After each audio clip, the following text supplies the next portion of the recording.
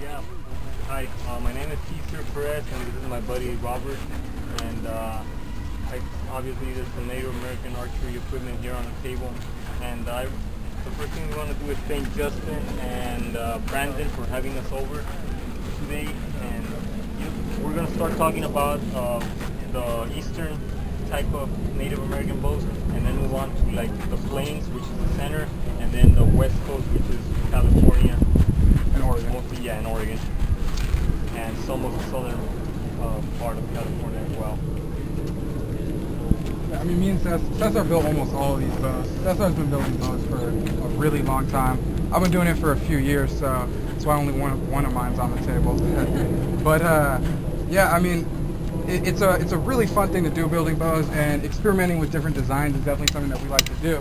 And so you can see the different styles of archery, and the bow kind of represents how the style matches the lifestyle of the people and what their needs were. And so as we go through from one side to the other, you'll see how the conditions that the people lived in kind of match the equipment that they used. Exactly, yeah, so we're going to start off with like the eastern part, which is the Cherokee, Iroquois, and so the first type of bow is like the Cherokee longbow, which is this. It's just a really simple design. You don't see any like wide curves or anything like that like you see on those other bows. Shaped nocks and a flat, what we call a back, and the belly, and they're both flat. If you compare that to like a western type bow, which is like an English longbow made out of yew, this was like the shit back in the days, basically. Like for this like is medieval like warfare. 500, 600 years of medieval warfare. Right this here. is like what the weapon was for Europe in the Middle Ages. If you were a man, you had one of these. And if you were a Cherokee man, you had one of these. Exactly. Yeah. Because you needed to put meat on the table, and in the case of Europe, you needed to protect your family, your home, your village, whatever it may be. Your kingdom, basically, because England was forged by the bow and arrow, and the Cherokee were also people of the bow. So you can see it's not too different. The only difference between these two is that the belly side of an English longbow is concave, and on this one it's just flat. So, and that could partially have to do with the fact that the English have yew available to them. And yew's heartwood, you can see the huge difference between the sapwood and the heartwood, right? Yew's heartwood is notoriously compressible, which means it's resistant to getting crushed, okay? And that allows you to put more of a concavity to the back side, to the belly side, excuse me, which means that the bow is going to have a lot more power and not be damaged by that. Right, and so this is black locust, which does not have those wonderful properties, but it's a really good bow because it's a really good wood because it allows you to make a light bow, like doesn't weigh as much, and it's like really springy, so it springs back into shape. And as you can see there, these bows are just straight once they're unstrung, but once you string them, they're called a beast. Not really aiming there.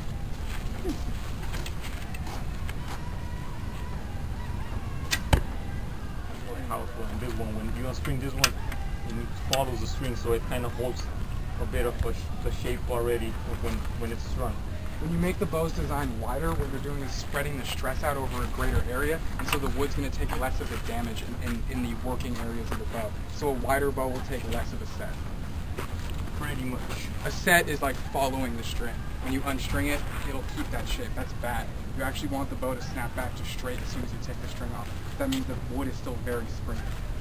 Yeah, and as you can see, this is also at the same shape, kind of a deep, but the difference between these is that these bend where you grab them, and this one doesn't. This is a thicker handle, so it's not going to bend. And what the thing is with these, when you shoot them, you can feel it in your hand. Like once you release that arrow, you can feel some hand shock. This you can't really feel any hand shock, just because it's not bending there. So it does not have to go back to shape.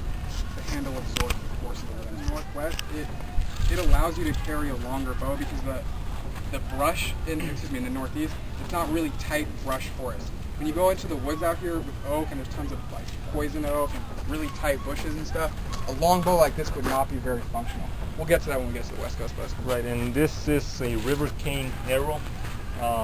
It's the Cherokee would use. Most of their arrows were made out of river cane. There are some examples of solid woods, but basically this is a composite arrow because it's made out of two. It has a fore shaft. Since the cane is a little weaker than like regular wood, you put a fore shaft in there, and the fore shaft would be pretty strong, so it would absorb like the impact and stuff. And also, what it would do, like if you hit a deer and like the arrow, this part would come out, and this part would still stay in there. So like the deer would just run off with the stuff sticking, with like the arrow sticking in, and like this portion sticking in it. And then the fletchings, I'm sure you know. I'm sure you've seen the regular arrows. They have a different type of fletching. There are three feathers. This only has 2 feathers, but they fly as good. This is what we call a helical fletching. The Cherokee would use these both, and yeah, they would just put 2 arrows on, one on each side, and there's your fletching. It's pretty simple and straightforward. And this is a little more complicated to do because you gotta process the feathers a little more, and then you kind of have to get the angle right, or else it's just not gonna fly well. And these are tipped with chert points, and that's a type of stone. Like it's a brittle stone, but that enables it. It has a very homogeneous grain, which allows you to predict the angle that the pieces are going to break off of it, since it doesn't have cracks running through it that we can't see. So you can hit a piece, and on the other side, a big old chunk will pop out. And if you know what you're doing, you can pop chunks out, pop chunks out, pop chunks out, and you get this. Yeah. That essentially, very oversimplified. Essentially allows you to do this just because it's brittle, like glass. Question? All right. I want to pass these around. I don't want you stabbing anybody. No, they're poison tips now. Take a look at how fine the work is on the tips of that. You can see the flakes that were taken off. You can see the work of. I didn't do that. That was a friend of mine who does the flint knapping, because that thing takes forever to like one of those points. You can spend like 3 hours just knapping those points out of like a raw stone. So even more, yeah. But you can just see like how time consuming the work was. That's also another point I wanted to make. This is really simple because of the fact that they had stone tools, and they just wanted something that efficient and that was simple to make. So like for instance, if you make something like this, it's going to take longer to make than something like this. Like the English would use their bows like this also because they were making thousands and like hundreds and hundreds of bows, because they had to use them like in their campaigns to France and whatnot. So they had to have a simple bow so that they could crank out as many as they could from like a single piece of wood. The plain style bows, I only have one example of that, but the plain style bows, like the ones we'll be talking about, they range from like the 1700s up to like the late 1800s. Yeah, even later. Yeah, because yeah, passion. But they were not most of their bows, but a lot of their bows were sinew backed, which is what you call a composite bow. And sinew is it's animal tendon. It's fibers from like a deer leg tendon, which if you see like a regular, who's gonna bring the. I know what I did with the big piece. These are really small piece. That's like a portion, like for example, yeah, the tendon comes like in a piece like this, and it's only like about as thick as your finger. So you gotta pound it. You pound that, and it's gonna turn into, it's gonna be like fibrous. So you start like pulling the fibers apart, and you get this. And so after you get this, you glue it down onto your bow, and you get something going, something like that. So this is pretty much like I mentioned before, fiberglass on a bow. So what that's gonna do for the bow is that because when you add water and glue to it, this thing like stretches like significantly. So once it dries up, it's gonna shrink back up, and what it's gonna do is gonna pull your bow into a reflex. Yeah, into you can a see reflex. That these bows have like a slight backwards bend. This one's been opened up a little bit because you're touring it. essentially wood wants to tear apart when you're stretching it, like literally just rip open, right? And so what you do is you glue something stretchy onto it, and that's going to like act like a rubber band that's going to keep the wood forced together even when it wants to rip. So you can take a piece of wood like this and pull it way the hell back when normally it would want to explode and put splinters in your eye.